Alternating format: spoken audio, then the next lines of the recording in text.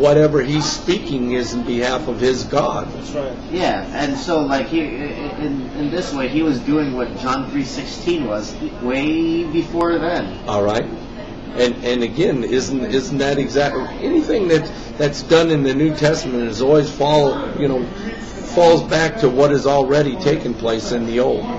There's nothing new.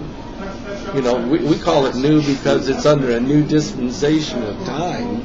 But in reality, everything that was acted out, even Jesus' coming and Jesus' fulfillment of that coming, still was already spoken and prophesied in the Old. Okay? And how Abraham becomes the father of you and I today was all in the Old. All we do is begin to walk in what he already walked in. But in his failures, we should learn. We should be greater than even Abram was. We shouldn't have to go to Pharaoh's house in fear and worry that I could lose my wife and lose my life. Okay? Why? Because if I'm under the umbrella of God, what is it that I need to fear? If I fear my God, I don't need to fear the circumstance and the situation that I'm coming before. Is that true? See, and that's what this is all about in this second step of preparation. God is preparing his servant, and even when his servant fails, he still makes a way of grace for him, and that's what we're going to be seeing. So again, let's continue on with the verse. 15. The princess also of Pharaoh saw her and commended her before Pharaoh. And the woman was taken into Pharaoh's house. Okay. So, again here, we see exactly what Abram knew could and he expected to happen. Guess what? That's exactly what did happen. But what's the problem now? The problem now is that the man of faith, as he's to become, okay, the father of faith, has now walked in fear and conspired with his wife to walk in fear with him. And she has subscribed to that. Pardon me? Collateral damage. Collateral damage. Okay? And that's true. Because, again, how is it that Abram could even have a thought in his mind that this is okay for me to allow my wife to be prostituted and become Pharaoh's wife? I mean, that's pretty sad in the makeup of a man. To me, I'm going down, if it came to it, before my wife becomes someone else's wife, I'm going to do what I have to, and I'm going down to the death if I have to for that situation. I'm not giving her over to some Pharaoh. Have to die fighting with the guy fighting. That's it. And I mean, that's something that we've lost. Is our commitment not only to our God but to our spouses. I could not sit there and I would not want to live knowing that my wife now becomes Pharaoh's wife. I just couldn't live with that. That just ain't right. That's not proper English. That's just not right. Okay? But Abram did this thing, and exactly what he had said is exactly what's happening. So let's go on and watch what happens because of what Abram did by hiding the fact that that Sarai was his wife and said that she was his sister. We now see Pharaoh's response to Abram because of Sarai, his sister. Okay, read on. 16. And he entreated Abram well for her sake. And he had sheep and oxen and he-asses and menservants and maidservants and she-asses and camels. Okay, so what we see here is that now Pharaoh is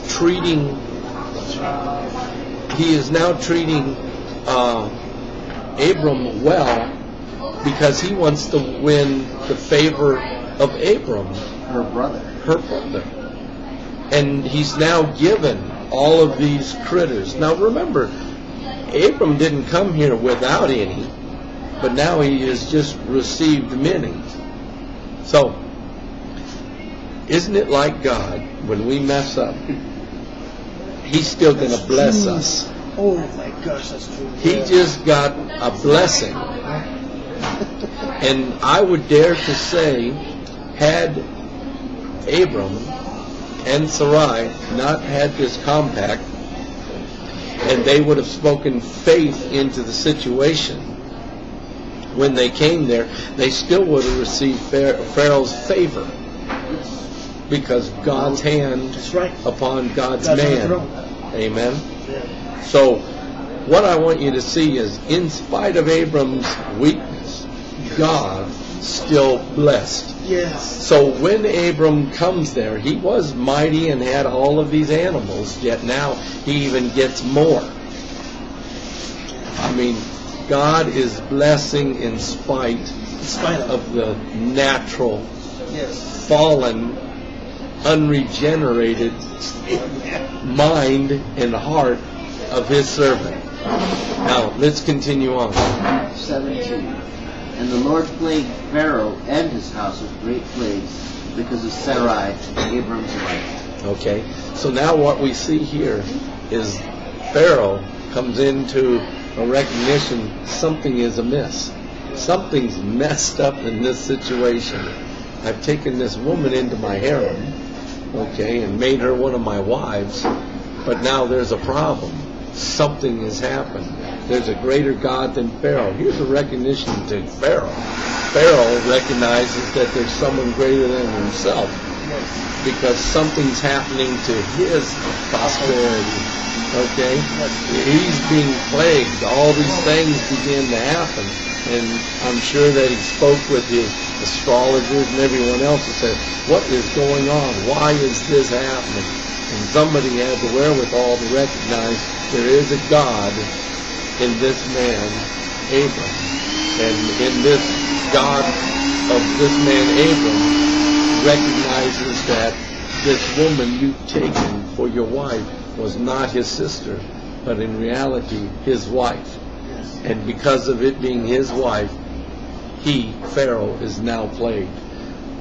I want you to see this must have been a humbling thing for Pharaoh, because now he's having to give one that he saw as his own back to the one that she belonged to. In that, he had to submit to the God that is greater than even he himself. That must have been a humbling experience for Pharaoh. So there is a lesson to Pharaoh to even learn in the failure of Abram to walk upright before his God. God still stood him up. Amen? Amen. So now we saw that Pharaoh has blessed Abram, and now Pharaoh has recognized that Abram has lied and Sarai has lied, and so now we move to verse 18 and we see. Make the point. I'll do it after. Okay. And Pharaoh called Abram and said, what is this that thou hast done unto me? Why didst thou not tell me that she was thy wife? 19.